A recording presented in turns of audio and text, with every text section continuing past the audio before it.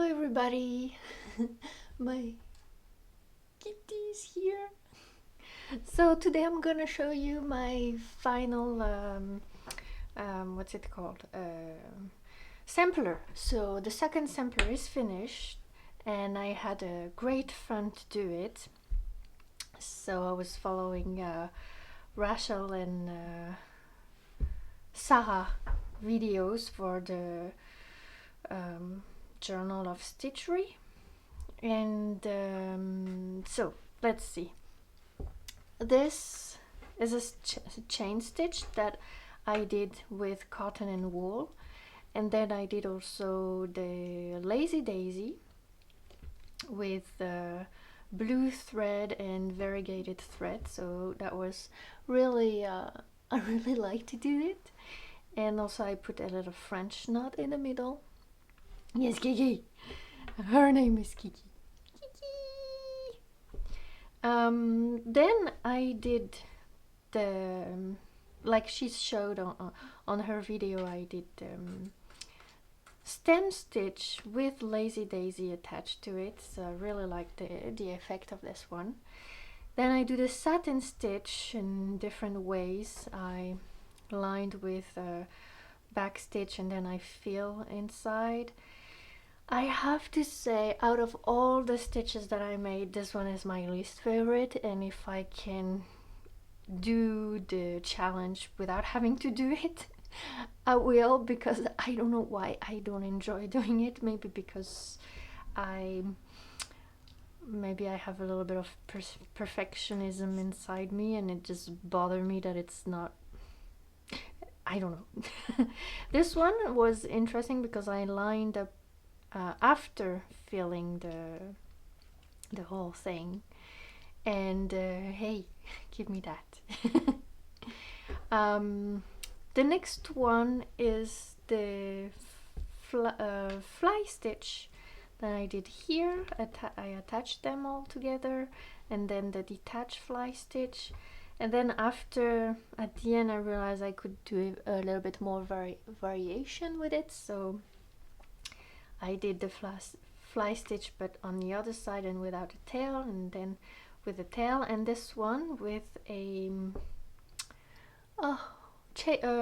Lazy Daisy type of stitch. It makes like they call it tête de bœuf, which is bull head. So I found it interesting. Actually, this I saw on one video, because after looking at all the videos of the stitches, I got really inspired, and I looked at all the videos on YouTube to just look what different kind of stitches I could find. So this is also with the fly stitch that I did this feather leaf type of stitch here. And then the bullion knot, that is fun to do. I like it, but I showed it to my husband and he said it looks like a maggots. So now this stitch, we call it Maggot Stitch. I'm gonna show you closer. It looks like maggots, right? So I also did the bullion knot with anchoring them, so it looks like a little border, and without anchoring them and making them really long. I think it's really cool.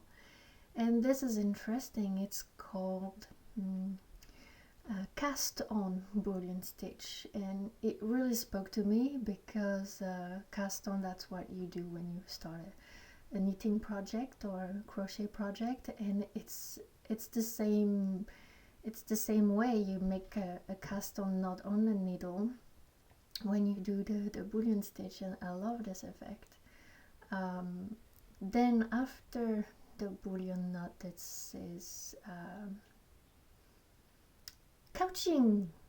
This is couching. Yes, I remember, because there's the couching, and when you're on the couch and you're comfortable on your couch, after you get your blanket. So blanket stitch is here, couching is here with a piece of fabric. Blanket stitch, and then the weaving. This is really cool weaving in the square, weaving round to make a flower effect.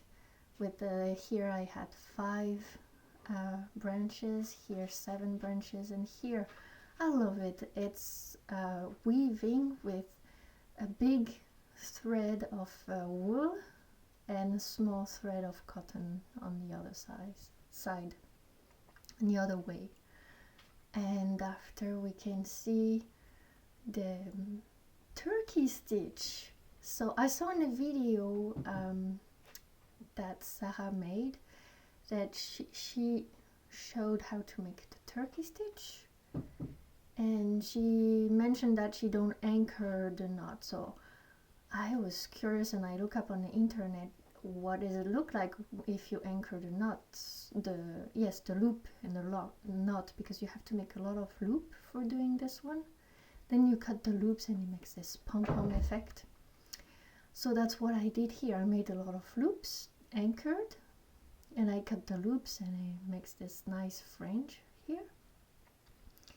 And here, by the way, I used this but in a cycle, so I did 2 rows of cycle turkey stitch without cutting the loops, and it made this beautiful petal flower effect. And in the middle I did tiny French knots, so I just wrap around once around my needle with a 3-strain thread, and it gives this, I love it. And this is another variation with the lazy daisy, like this, and the fly stitch, well, I talked about it earlier, and another weaving, but in a round, but instead of just weaving up and down, I wrapped around the thread one of those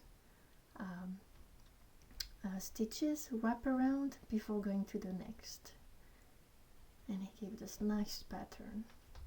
And this is called picot weaved picot stitch.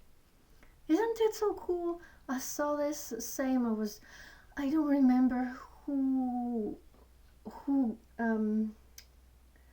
what video exactly I was watching when I saw this stitch, because I just binge watch the videos of stitching and embroidery right now, and everything got a bit mixed in my head. So there's this one, picot stitch, and the weaving that is very similar, but it's attached, and I think it's really cool for making maybe